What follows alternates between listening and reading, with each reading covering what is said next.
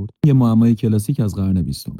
چوب داخل بطری پیچ شده و در نگاه اول بیرون آوردنش غیر ممکن به نظر میاد. اما اگه بهت بگم راهی هست که بدون شکستن بطری بتونی درش بیاری، میتونی حدس بزنی چیه؟ ببین، داخل بطری یه توپ هست. باید کاری کنی مهره با اون توپ تماس پیدا کنه. و وقتی با هم استکاک پیدا میکنن، کم کم میبینی مهره شروع میکنه به شل شدن. کافیه فقط کمی صبر داشته باشی. چند دقیقه بعد مهره میافته. و اون وقت میتونی مهره رو در بیاری و چوب رو از بطری خارج کنی. اما چالش واقعی از اینجا شروع میشه.